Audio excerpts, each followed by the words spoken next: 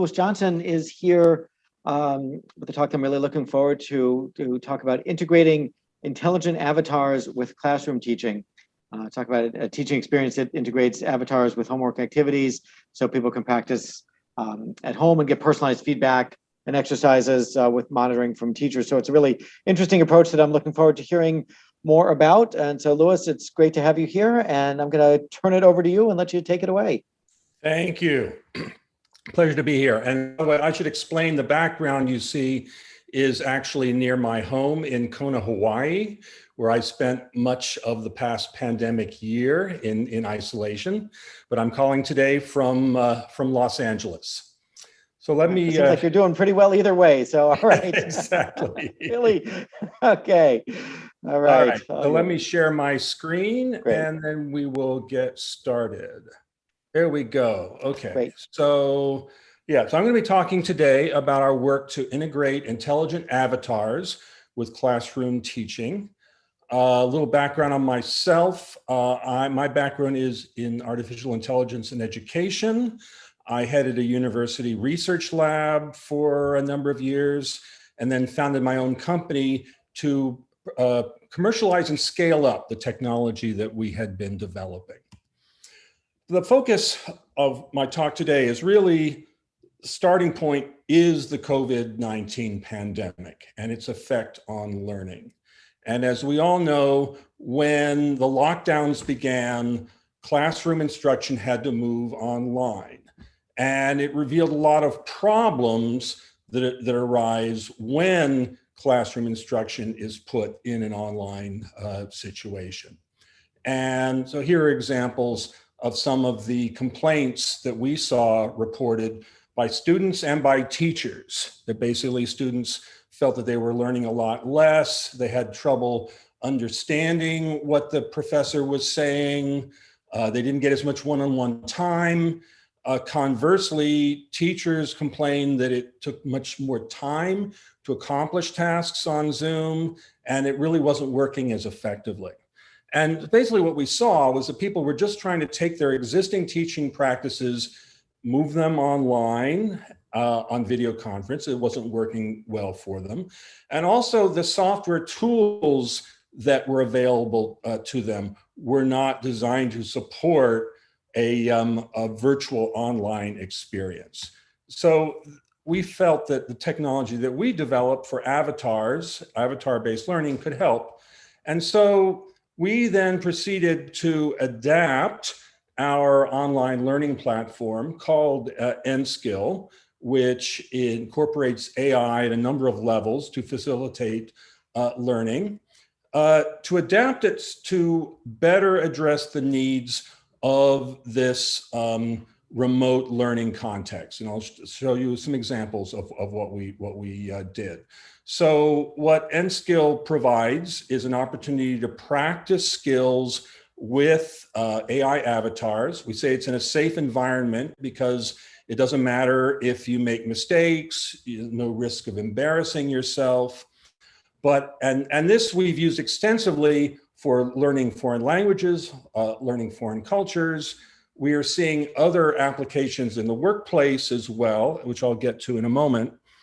But it's more than just practicing with an avatar. At the end of each episode or session, you get feedback on how well you did. You get personalized exercises in the areas where you need further practice. And it provides analytics to teachers, to various stakeholders to track their progress. So what we've recognized in the COVID context is we had to do more to provide analytics to teachers so that they could safely integrate this type of online learning with their teaching, but at the same time, track the students' progress, making sure that they are on a good learning trajectory. And that's precisely what we did. So I'll give you a quick demonstration initially to orient you here. So let me go to my web browser. And so you can access Nskill from a web browser on a range of different devices, both laptop computers as well as mobile devices. And I've got the instructor view now, so I can see a number of different classes that are active in different places around the world. Some of them that other people are giving. For example, here's a class in Kazakhstan, as well as some courses that we are also giving online, integrating this technology. So we're now using this as part of a course to train community health workers to be able to respond to the COVID-19 pandemic. But to start here, I'll show you from one of our English language learning products. And English is an important and useful subject area for this type of practice, because lots of students in many countries, they want to learn to speak English, but they don't get enough opportunity to practice. And this got even worse, of course, during the pandemic when people were staying at home. So using N-Skill, you can practice with avatars and get feedback on how well you did. So the example I'm going to show you here is one where I have a task to perform. I'm going to the train station to buy a train ticket, and I need to be able to make sure I get on the right train and for the right price. And so there's a lot of give and take involved here. So I'm not following a script, but I'm just communicating as would be typical or appropriate in this kind of situation. So let me start the conversation. Hi, welcome to the Metropolitan train station. Where are you traveling to? So we've designed these so that these can support students at different levels of proficiency. So beginners, if they're not sure what to say, they can ask for hints. But we're using natural language processing and speech processing technology, so the learner is not limited to these particular responses. They could simply say, I want to go to New York. Great! I can help you plan your trip to New York. What day would you like to depart? And if the student is having a little bit of trouble following, they can view a transcript.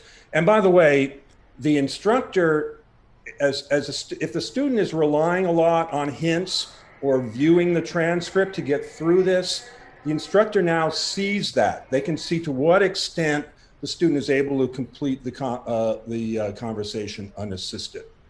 So I'll briefly continue the conversation, just so you can see the feedback at the end. Let's see, so what day would you like to depart?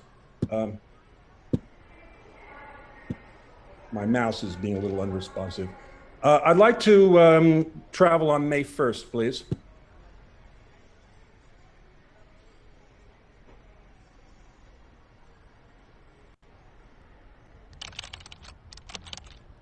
I have a couple of trains that day.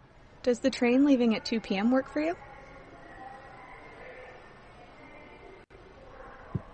Possibly. When does that train arrive?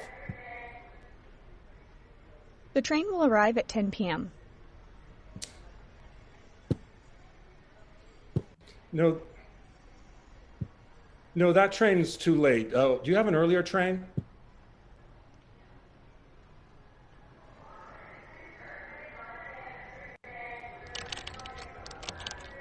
I have a train leaving at 8 a.m. When does that train arrive?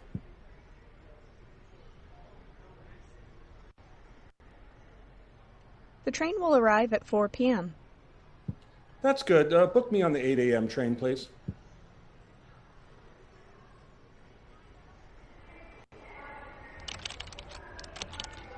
Okay.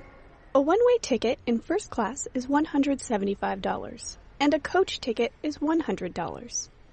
Would you like a first class or coach ticket? I'm on a budget, so you better give me a coach ticket, please.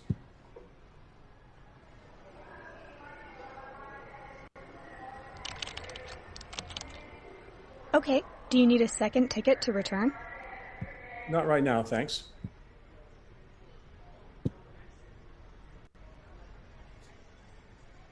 Okay, we charge $20 for each bag and allow up to 2 bags. Will you have any luggage? Yes, I'll have 2 bags.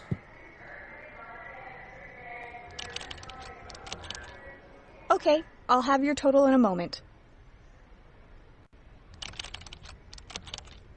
Great! I have 1 coach ticket for you and 2 bags. That will be $140. Enjoy New York! So now I get immediate feedback on how well I did. My overall score was not particularly good. So why was that? Part of it was, let's see, I met most of the objectives that I was expected to complete,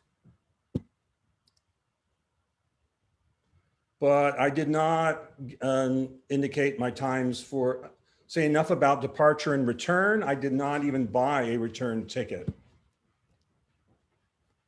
And the time that I spent was much too high. So the reason in this case was because I was talking as I was giving the demonstration. But this metric, time spent, is very useful for a couple of reasons. One, we're interested in the total amount of time people are spending practicing in conversation, but we also want to see, can they complete a conversation at a normal speaking rate? So clearly I have not met that objective yet. So now I have the opportunity, I can practice the conversation again, or it's selected for me some exercises that will allow me to work on the skills where it looks like I need to help and need further help. So, but now let me show you what the instructor sees from all of this. So now, and again, this is what we developed to support instructors during the COVID-19 pandemic. So I happen to show you a class that's currently active in Mexico this summer. And so here we can see actual students who have started using the platform, and we see some of them have practiced just a small amount of time. Some of them have practiced quite a bit. So like this Manuel Mercado, he has spent over 5 hours in practicing English. So this is not spent online, but actually 5 hours engaged in conversation. So think about that. For a language learner, that is an awful lot of practice, much more than they would typically get in a real life situation. But what gets interesting is that instructors can then view the trajectory of these students over time. How many times they have practiced these conversations, how many of them completed. They can see the trajectory of the student's progress.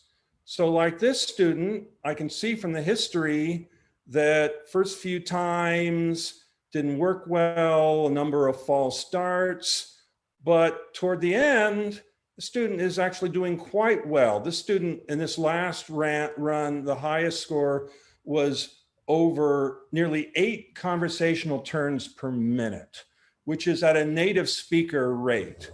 So actually he got a mastery score of 105%. In other words, we judge what's the highest level we would expect students to get to. This student is exceeding that level. So here with just a few clicks, me playing the role of the instructor and able to track and make sure that students are progressing satisfactorily. And of course, this provides good evidence to us as well that the instructors are using the platform effectively to support their students' progress.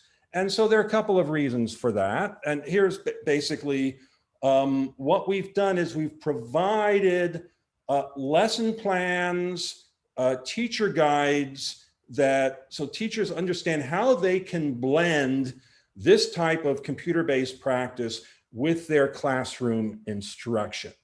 And this has been a key focus of ours over the past year, to provide these kinds of guides and assists to teachers, and we can see from the performance of the students that it's having the beneficial effect.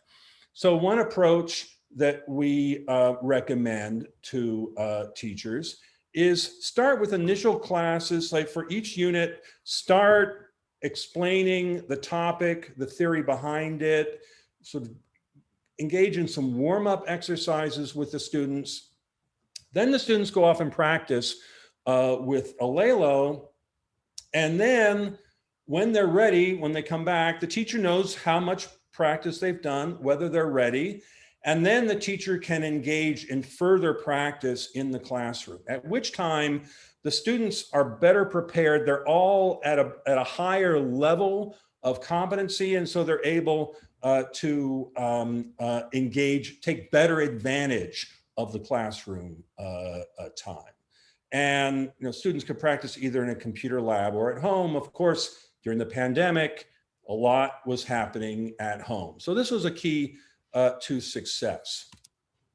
So you go to our website, alelo.com/teacher, and you get access to all the resources that we provide to teachers. So now we're looking at how can we use this technology to help as we emerge from the pandemic. And the issues we now see, as I think we're all aware, is that a lot of people have lost jobs, and so now they need to transition into new occupations, and that requires new skills. And a lot of people lack the necessary skills for the jobs that are available. So this raises the challenge of reskilling people, helping them to quickly develop new skills. And this, by the way, is a problem that's not often addressed in conventional education, because conventional education typically assumes, well, students come in, they may not know much at all about the topic, and now they're learning the new subject area. Whereas we assume students come in with knowledge, with experience, and our goal is to help them transfer that to the new area. And again, the methods we develop, our AI-based methods, help by providing ways for students to do more practice and then to make sure that they're qualified at the end. So we now have a course going on right now to train people, to retrain people to become public health workers and reskill them. And we're doing this online through a combination of collaborative learning, Zoom sessions, as well as other online resources, and the avatar-based learning. One innovation in terms of our teaching approach is we integrate a program navigator into the team.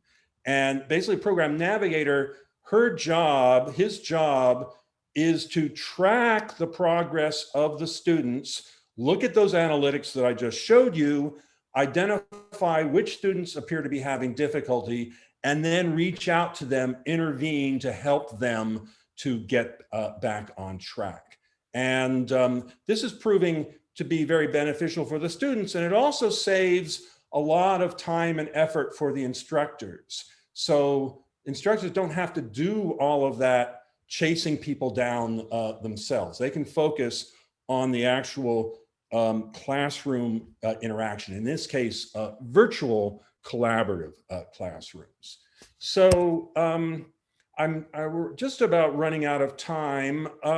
Let me just, if I may, just take a couple of minutes to give you a bit of an illustration of how this type of course works, and then you'll get a sense of how we now apply this in the reskilling and public health context. Health emergency conditions. Training is built around example cases which trainees can view, discuss, and most importantly, practice. We start with cases that illustrate contact tracing. Contact tracing is a good place to start because it is an important part of public health response and because it involves key competencies that community health workers continuously make use of in their work. The examples you see here use simple stylized avatars suitable for low bandwidth environments. We also use interactive 3D avatars in other courses. First, I'm going to watch how a contact tracing interview is done. Then I'll get a chance to practice it myself. Hello? Good afternoon. My name is Sarah Hernandez, and I'm calling from the Department of Public Health. Is this Ms. Rodriguez? Initially, address the patient by their title and last name. If you're unsure, it's a good idea to ask how the patient wants to be addressed. I'm Miss Rodriguez. Why are you calling me? I need to speak with you about COVID-19 and your health. Is now a good time to talk privately? Then we walk through the case and explain what you need to do and why. The beginning of a contact tracing conversation is simply about making sure the contact knows who you are and that you have reached the correct person. You will also need to address confidentiality. If possible, take the time to start building trust with the contact. Let's go through these one by one. It is important that the people you make contact with understand who you are and why you are contacting them. Then the trainees have an opportunity to start practicing these skills. Hello, this is Louis from the Department of Public Health. Am I speaking with Ms. Rosalie Rodriguez?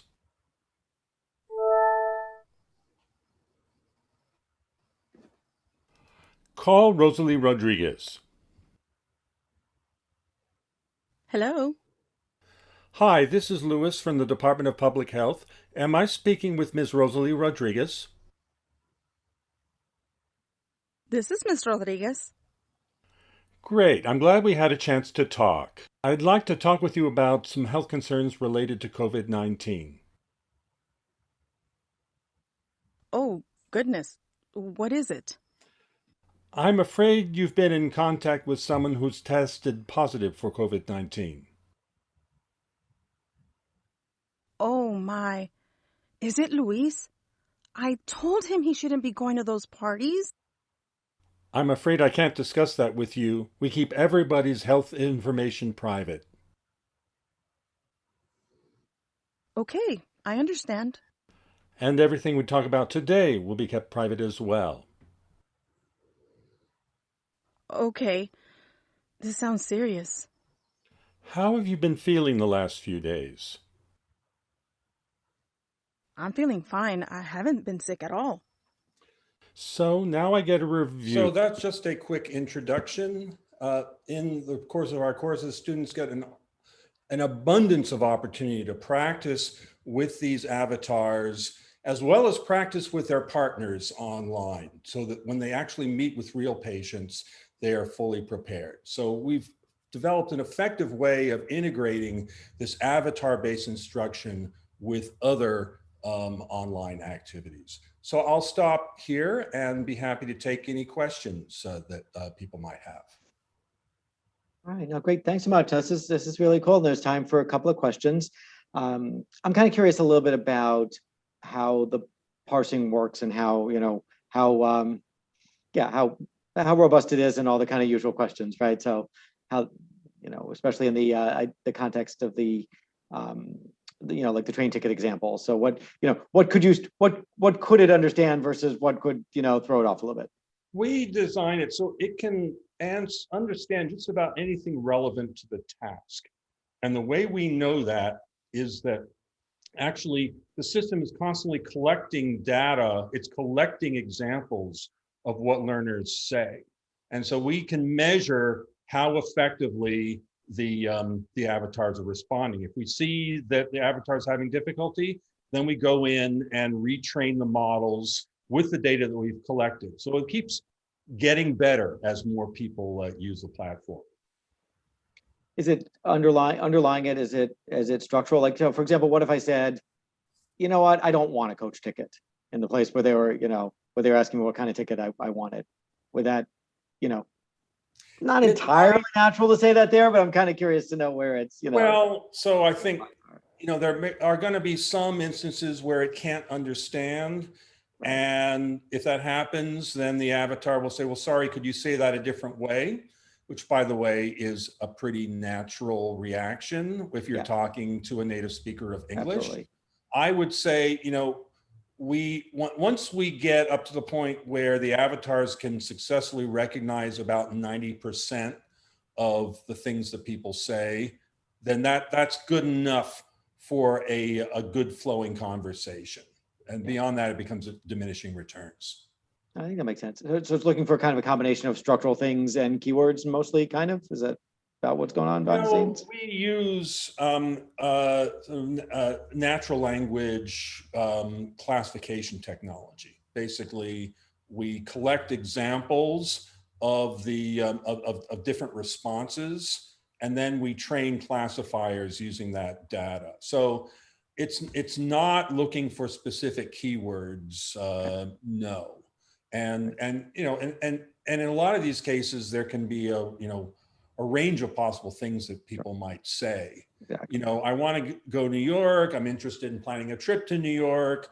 I was thinking maybe New York might be a good place to go. Well, yeah, so New York is in common there, but the other ways that you could say things, can be a lot of variation. Right.